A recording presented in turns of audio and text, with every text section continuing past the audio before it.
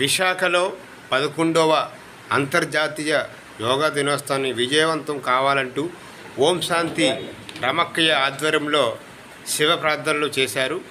మరెన్నో విషయాలు ఈ కార్యక్రమం.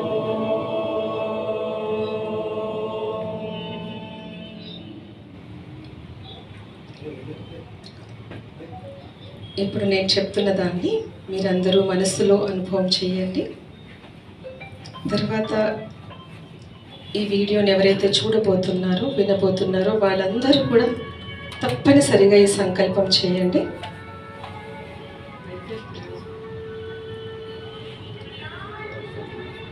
భగవంతుడి యొక్క శక్తితో, ఆ శివ పరమాత్మ యొక్క శక్తితో జూన్ 21న మన విశాఖపట్నంలో జరగబోతున్న అంతర్జాతీయ యోగాంధ్ర ఆ కార్యక్రమానికి విశాఖవాసులు లక్షల కొలది పాల్గొంటున్నారు. ఈ కార్యక్రమం అంతా భగవంతుని యొక్క శక్తితో, ఆ శివ పరమాత్మని యొక్క శక్తితో, పంచతత్వాలు ప్రకృతి మాత యొక్క సంపూర్ణ సహయోగముతో కార్యక్రమం అంతా కూడా నిర్విఘ్నం, విజయవంతం, సంపన్నం. కార్యక్రమంలో ఎవరెవరైతే ఏర్పాట్లు చేస్తున్నారో ప్రతి ఒక్కరికి కూడా ఆ శివ పరమాత్మ యొక్క శక్తి అందుతుంది. ఆ శక్తితో కార్యక్రమాల యొక్క ఏర్పాట్లన్నీ కూడా నిర్విఘ్నంగా, విజయవంతంగా ఏర్పాట్లు చేస్తున్నారు. వారి శ్రమకు అనుసారంగా భగవంతుడు సంతోషించి కార్యక్రమం అంతా కూడా, యోగాంధ్ర కార్యక్రమం అంతా కూడా నిర్విఘ్నం, విజయవంతం, సుఖప్రదం, సంపన్నం. కార్యక్రమానికి వచ్చిన లక్షలాది విశాఖ నివాసులందరూ కూడా క్షేమంగా చేరుకున్నారు, ఆరోగ్యంగా ఉన్నారు. తిరిగి తమ తమ స్థానాలకి మళ్ళీ క్షేమంగా చేరుకున్నారు.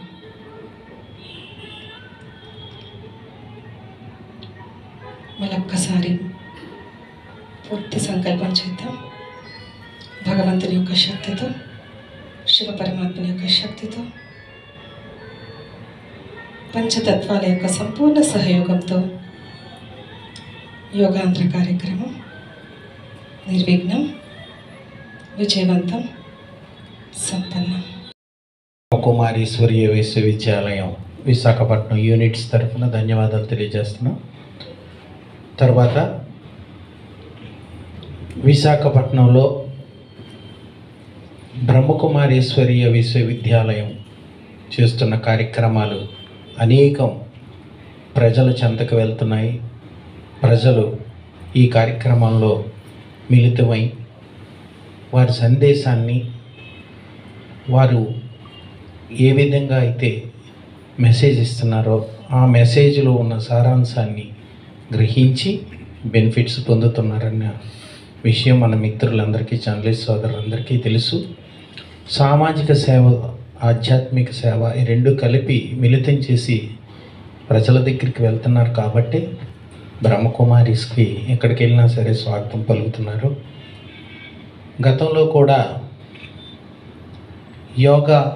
అంతర్జాతీయ యోగా దినోత్సవం సందర్భంగా ఇదే వేదిక మీద రమక్కయ్య గారు, వాళ్ళ టీం అంతా కూడా, సచివేత్ అక్కయ్య గారు కానీ, శివలీల అక్కయ్య గారు, వీళ్ళందరూ కలిసి లాస్ట్ ఇయర్ కూడా మనం చేసిన కార్యక్రమం మీ అందరికీ గుర్తుండే ఉంటుంది.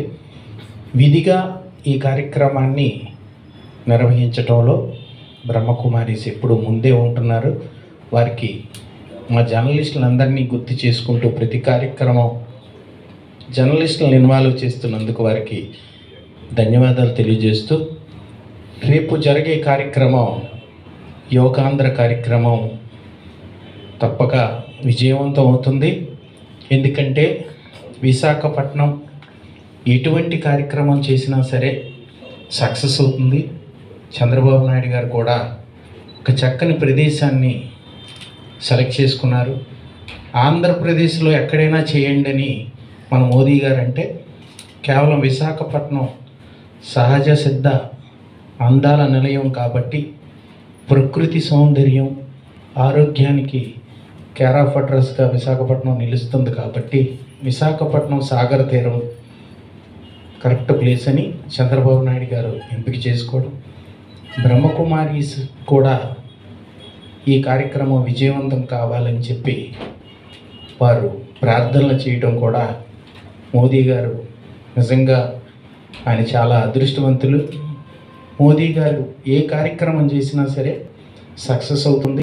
ప్రపంచం మొత్తం మీద ఇందాక శివలి గారు చెప్పినట్టు రేపు విశాఖపట్నం గురించి మాట్లాడుకుంటారు. విశాఖపట్నంలో జరిగే రికార్డు గురించి చర్చించారు.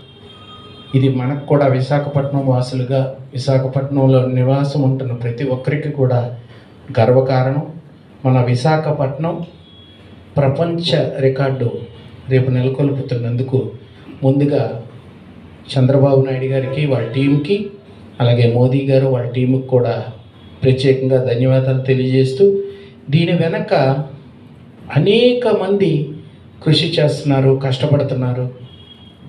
వారందరూ కూడా నిజంగా ధన్యజీవులు. విశాఖపట్నానికి చెందినటువంటి ఆఫీసర్లు కానీ, పోలీస్ అధికారులు కానీ, పొలిటీషియన్స్ కానీ, యూత్, ముఖ్యంగా స్టూడెంట్సు, స్వచ్ఛంద సేవా సంస్థలు అందరూ కూడా ఈ కార్యక్రమంలో ఇన్వాల్వ్ అయ్యి, మీడియా కూడా ఈ రికార్డుని ప్రపంచంలో ఉన్న ప్రతి ఒక్కరికి తెలియజేయడం కోసం మీడియా కూడా కీలక పాత్ర పోషిస్తుంది. వారికి కూడా విద్యాలయం ప్రతినిధి రామేశ్వర కే గారికి మన అందరి తరపున ప్రత్యేకంగా అభినందనలు తెలియజేసుకుంటూ, రామకే గారు మరి ప్రతి కార్యక్రమాన్ని కూడా ఎంతో విజయవంతంగా నిర్వహిస్తారు. మరి ఇందులో భాగంగా ఈరోజు పాల్గొన్నటువంటి శివలీల అక్కయ్య గారికి, అలాగే మా సోమేశ్వర అక్కయ్య గారికి, మా మిత్రులు నాగరాజ్ పట్నాయక్ గారికి, అలాగే ఇతర పెద్దలకు, హాజరైన జర్నలిస్ట్ మిత్రులకు కూడా మరి పేరు పేరున ధన్యవాదాలు తెలియజేసుకుంటూ, ఎప్పటి నుంచో కూడా బ్రహ్మకుమారి ఈశ్వరీయ విశ్వవిద్యాలయం యోగా మీద అనేక కార్యక్రమాలు నిర్వహిస్తూ రాజయోగం యొక్క అనేక అంశాలను మనందరికీ కూడా తెలియజేస్తూ వస్తున్నారు. మరి ఈరోజు భారత ప్రధాని నరేంద్ర మోడీ ప్రపంచంలో అనేక దేశాలకు యోగాను పరిచయం చేశారు. దాదాపు ఐక్యరాజ్య సమితిలో ప్రవేశపెట్టిన మోడీ గారు ప్రవేశపెట్టిన బిల్లుకు 175 దేశాలకు చెందిన ప్రతినిధులంతా కూడా తమ మద్దతు ప్రకటించి ప్రతి ఏటా కూడా అంతర్జాతీయ దినోత్సవాన్ని జూన్ 21 నిర్వహించుకోవాలని తీర్మానించడం జరిగింది. మరి అందులో భాగంగా ఈరోజు విశాఖ వేదికగా 11వ అంతర్జాతీయ యోగా దినోత్సవ వేడుకలు విశాఖలో నిర్వహించుకోవడం, మరి ఇందులో ప్రత్యేకంగా ప్రధాని మోడీ, రాష్ట్ర ముఖ్యమంత్రి నారా చంద్రబాబు నాయుడు గారు, ఉప ముఖ్యమంత్రి పవన్ కళ్యాణ్ గారు, పలువురు కేంద్ర రాష్ట్ర మంత్రులు భాగస్వాములు కావడం, అలాగే ఇప్పటికే రాష్ట్ర వ్యాప్తంగా గత 4 రోజుల నుంచి కూడా 2 కోట్ల మందికి పైగా భాగస్వాములు అయ్యారు. ఈ యోగా డే ప్రక్రియలో భాగంగా రిజిస్ట్రేషన్ చేసుకున్నారు. మరి రేపు విశాఖ వేదికగా దాదాపు 326 కంపార్ట్మెంట్లలో దాదాపు 26 ప్రాంతాల్లో సుమారు 5 లక్షల మందిని యోగాసనాలు వేయించి గిన్నీస్ బుక్ ఆఫ్ వరల్డ్ రికార్డ్స్లో శాశ్వతంగా పేరు నమోదయ్యే విధంగా రాష్ట్ర ప్రభుత్వం చర్యలు చేపడుతుంది. ఇందుకోసం అనేక మంది మంత్రులు, ఉన్నతాధికారులు అంతా కూడా రాత్రి పగలు తేడా లేకుండా కృషి చేస్తున్నారు. కాబట్టి యోగాంధ్రను అందరం కలిసి విజయవంతం చేద్దామని, అందులో భాగంగా మనం కూడా భాగమవుదాం అని చెప్పేసి రమక్కి గారు మనల్ని అందరినీ కూడా భాగస్వాములు చేయాలనే సంకల్పంతోనే ఈరోజు అమెరికాలో ఉన్నప్పటికీ కూడా నాకు మా నాగరాజ్ పట్నాయక్ గారికి ఫోన్ చేసి కార్యక్రమం మనం ఎలాగైనా సరే ముందు రోజు చేయాలండి అందరికీ కూడా, ఎందుకంటే ప్రతి ఏటా నిర్వహించే కార్యక్రమం కాబట్టి చాలా కాలం నుంచి మనం కొనసాగిస్తున్న కార్యక్రమానికి ఈరోజు విశాఖపట్నం వేదిక అంత పెద్ద కార్యక్రమం నిర్వహిస్తుంది కాబట్టి నేను అమెరికా నుంచే అక్కయ్యమ్మ గారు అన్నీ కూడా ఏర్పాట్లు చేయడం జరిగింది. ఇందులో భాగస్వాములు కావడం మన అదృష్టం. అలాగే రేపు యోగాంధ్రలో కూడా ప్రతి ఒక్కరూ కూడా భాగస్వాములు కావాలని కోరుకుంటూ శివలీల అక్కయ్య గారిని మాట్లాడవలసిందిగా కోరుతున్నాను.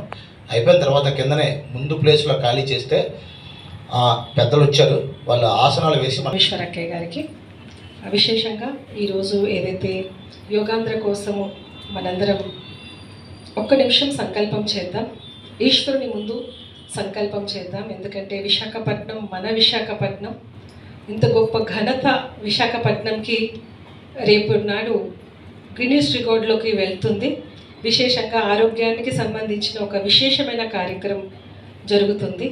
అంతేకాదు మన యొక్క నరేంద్ర మోదీ గారు కూడా వస్తున్నారు. అంటే రేపు పూర్తి ప్రపంచం యొక్క దృష్టి అంతా కూడా మన విశాఖపట్నం మీద రేపు ఉంటుంది. కాబట్టి ఒక్క నిమిషం మనందరం సంకల్పం చేద్దాం. ఈశ్వరుని యొక్క శక్తితో ఈ యోగాంధ్ర కార్యక్రమము ప్రకృతి మాత యొక్క సంపూర్ణ సహయోగముతో రేపు జరగబోయే జూన్ 21వ రోజు జరగబోయేటువంటి విశాఖపట్నంలో జరగబోయేటువంటి యోగాంధ్ర కార్యక్రమము ఈశ్వరుని యొక్క శక్తితో నిర్విఘ్నము, విజయవంతము, సంపన్నము. శాంతి. ఇకపోతే యోగా గురించి బాగా అవేర్నెస్ మనకి ఎవరైతే చేసి చెప్తారో వాళ్ళ ద్వారా బాగా వస్తుంది. మన ప్రధానమంత్రి గారు విశేషంగా యోగా చేస్తూనే ఉంటారు, ఉపవాసాలు కూడా వారు చేస్తూ ఉంటారు. మొన్న ఒక వీడియో వారిది చూడడం జరిగింది. దేశానికి ఇంత పెద్ద బాధ్యత కలిగి ఉన్న వారు ఒక మాట చెప్తే నాకు చాలా ఆశ్చర్యం అనిపించింది. మంచం మీదకి వెళ్ళగానే 30 సెకండ్లో నిద్రపోతారంటండి. అంటే వారి యొక్క టోటల్ నిద్ర కూడా రాత్రి వేళ వారిది 3:30 నుంచి 4 గంటలు మాత్రమే నిద్ర సమయం అంట. కానీ ఇలా పడుకోగానే 30 సెకండ్స్లో నిద్ర వస్తుందంట. అంటే ఇది పవర్ ఆఫ్ వారి యొక్క యోగా, ఫిజికల్ యోగా ఉంది, అలాగే వారు డీప్గా మెడిటేషన్ కూడా చేస్తూ ఉంటారు. కాబట్టి ఇంత మంచి నిర్ణయాన్ని తీసుకొని మన దేశానికి ఇన్ని అద్భుతమైనటువంటి అసంభవాల్ని సంభవం చేసి చూపిస్తున్నారు. అంటే ఇంకెవరు కావాలండి మనందరికీ ఎగ్జాంపుల్? ఇంత ఫిజికల్ ఫిట్నెస్, మెంటల్ ఫిట్నెస్ వస్తుంది అంటేనే ప్రాక్టికల్గా మనం చూస్తున్నాము యోగా కారణంగా. కాగా డాక్టర్ శ్వేత గారు అని చెప్పేసి న్యూరాలజిస్ట్ అండ్ స్పిరిచువాలిటీ అండ్ సైన్స్ని ఆమె బేస్ చేసుకొని మాట్లాడతారు. వారు ఏం చెప్పారు అంటే వాళ్ళది ఒక ల్యాబ్ ఉందంటండి. ఆ ల్యాబ్లో ఈ మనము భ్రమరి చేస్తాం కదా, సో ఒక్కసారి భ్రమరి చేశారంట. ఒక్కసారి అని చేసినందుకు బిఫోర్ చేసిన బ్రెయిన్ రీడింగ్స్, ఒక్కసారి చేసిన బ్రెయిన్ రీడింగ్స్కి మధ్యన 100 టైమ్స్ రిజల్ట్ ఉంది అని చెప్పారన్నమాట ఆమె. మనము ఎలాగైతే ప్రశాంతమైన నిద్రలో ఉంటే మనకి ఎలా కాస్త సంకల్పాలన్నీ ఇలాగ ఉంటాయో, వారు ఈ యొక్క హమ్మింగ్ ఏదైతే భ్రమరి ఏదైతే ఉందో చేసే కంటే ముందు ఇలా ఉన్నాయంట బ్రెయిన్ వేవ్స్ అంతా. ఒక్కసారి చేసిన వెంటనే బ్రెయిన్ వేవ్స్ ఇలా అయిపోయాయంట. అంటే మనకు మన పెద్దలు ముందుగానే మన బ్రెయిన్ని నియంత్రణ చేసుకోవడానికి ఆల్రెడీ ఇంత అద్భుతమైనటువంటి ప్రాణాయామంలో ఒక టెక్నిక్ ఇచ్చారు. అలాగా ప్రపంచ యోగా దినోత్సవాన్ని జూన్ 21 తారీఖున ప్రపంచంలో అన్ని దేశాల వాళ్ళు కూడా తలెత్తి సగర్వంగా భారతదేశం యొక్క యోగాన్ని తెలుసుకునేందుకు మన గౌరవనీయమైనటువంటి ప్రధానమంత్రి శ్రీ మోడీ గారు, నరేంద్ర మోడీ గారు దీన్ని ఈ ప్రతిపాదకను ప్రపంచవ్యాప్తంగా తీసుకొచ్చారని చెప్పి మేము చాలా గర్వపడుతున్నాము. ముఖ్యంగా మన విశాఖపట్నంలో జరుగుతున్నటువంటి యోగాంధ్ర, యోగ భారత్ ఇది ప్రపంచ గిన్నిస్ బుక్ రికార్డులో వెళ్ళే స్థాయిలో మన కర్తవ్యాన్ని అందరూ కూడా నిర్వహిస్తున్నారు. పెద్ద పెద్ద ఆఫీసర్లు, మంత్రివర్యులు వీళ్ళందరూ కూడా అందరూ తమ వంతుగా ఈ కార్యక్రమంలో చేయూతనిచ్చి ఈ కార్యక్రమాన్ని దిగ్విజయం చేస్తారని మనము ఆశిద్దాం కంపల్సరీగా. అయితే ప్రపంచ దేశం వాళ్ళకి ఎవరికి కూడా యోగం అనేది తెలియదు. ఎందుకంటే ప్రపంచ దేశాల్లో అందరూ కూడా వాళ్ళు తెలుసుకున్నవన్నీ కూడా ఒక బ్రేక్ డాన్స్ లేదా ఒక జిమ్కి వెళ్ళడం, ఇది పాశ్చాత్య నాగరికత. కానీ భారతదేశంలో మన పూర్వీకులు ఏన్షియంట్ పూర్వజులైనటువంటి మునులు ఋషులు కనిపెట్టినటువంటి ఈ ఆసనాలు, ప్రాణాయామాలు ఇవన్నీ కూడా శరీరం లోపలటువంటి అంతర్భాగాలకే కాకుండా శరీరంలో ఉన్నటువంటి ఈ రక్తనాంగుకి, రక్త ప్రసరణ స్థితి వాటికి కాకుండా శరీరంలో చర్మం దగ్గర నుంచి కూడా, వెంట్రుకల దగ్గర నుంచి కూడా ఆరోగ్యవంతంగా ఉండడానికి 100కి 100 పాళ్ళు కూడా వాళ్ళు ప్రతిపాదించారు. కానీ భారతదేశంలో మనం ఈ విషయాలను ఎక్కువగా సంపూర్ణంగా తెలుసుకోవడానికి ఆ రోజు సైన్స్ లేదు. విస్తృతంగా ఈరోజు మనం సోషల్ మీడియా కానీ ఈ ప్రింట్ అండ్ ఎలక్ట్రానిక్ మీడియాలో కూడా ఈ సందేశాన్ని ఇవ్వడం కోసమే మన భారతదేశ ప్రధానమంత్రి గారు అలాగే గౌరవ చంద్రబాబు నాయుడు గారు కూడా ఈ కార్యక్రమాన్ని గొప్పవాళ్ళు ఏది చేస్తే అది అందరూ కూడా ఆచరిస్తారు, అనుసరిస్తారని శ్రీ భగవద్గీతలో భగవంతుడు తెలియజేశారు. కాబట్టి శ్రేష్ఠ కర్మ అనేది ఒక సామాన్యుని ద్వారా నడిపించాలి, జరిపించాలంటే ఒక గొప్ప వ్యక్తి దానికి ఆదర్శవంతంగా అవ్వాలి. ఇది మనం చూస్తున్నటువంటి కళ్ళెదురకుండా నిదర్శనం ఇది. అయితే యోగాసనాల్లో ముఖ్యంగా అన్నీ వేయలేరు, సమయం లేదని చెప్తున్నారు అందరూ. ఓపిక లేదు, సమయం లేదు, ఆసక్తి లేదని మాత్రం చెప్పడం లేదు. ఆసక్తి చూపిస్తున్నారు కానీ సమయాభావం లేకపోతే శరీరం యొక్క ఓపిక లేని కారణంగా వదిలేస్తున్నారు. కీళ్ళ నొప్పులు, కాళ్ళ నొప్పులతోటి హాస్పిటల్ పాలై సమయాన్ని, ధనాన్ని కూడా ఎంతో వెచ్చిస్తూ ఉన్నారు. ఇటువంటి నేపథ్యంలో ఇంత విస్తృతంగా ఇంత ధనాన్ని ఖర్చు పెట్టి ఇంతమంది చేత ప్రయాసతోటి ఇన్ని రకాలుగా మన విశాఖ నగరంలో వరల్డ్ గిన్నిస్ బుక్ రికార్డులో వెళ్ళేందుకు ఇంత పెద్ద విశ్వ ప్రయత్నం ఏదైతే చేస్తున్నారో ఈ ప్రయత్నము మన భారతదేశంలో ఉండే వాళ్ళందరికీ కూడా ఇంకా హాస్పిటల్స్ అలాంటివి చూడకుండా ఉండే విధంగా శారీరకమైనటువంటి వ్యాయామాలతోటే శరీరంలో రుగ్మతలన్నీ తొలగించుకునేందుకు చాలా మంచి అవగాహన అనేది ఇస్తూ ఉన్నారు. అయితే ఈ అవగాహనను ఒక పాఠ్యాంశంగా స్కూళ్ళల్లో కూడా చిన్నపిల్లల నుంచి అది ప్రవేశపెట్టి నిత్య జీవితంలో, దీని దైనందిక జీవితంలో తినడం, తాగడానికి మనం ఎంత అయితే ప్రాముఖ్యత ఇస్తున్నామో యోగాసనాలు వేయడము, చెప్పడము, నేర్పించడమే కాకుండా రోజు మనం వేసేందుకు దీన్ని అలవర్చుకుంటే ఇంకా చాలా బాగా అందరికీ కూడా సహకరిస్తుందని తెలియజేస్తూ ఈ కార్యక్రమం దిగ్విజయం అవ్వాలని మనం అందరం కూడా మనస్ఫూర్తిగా ఆకాంక్షిస్తూ సెలవు.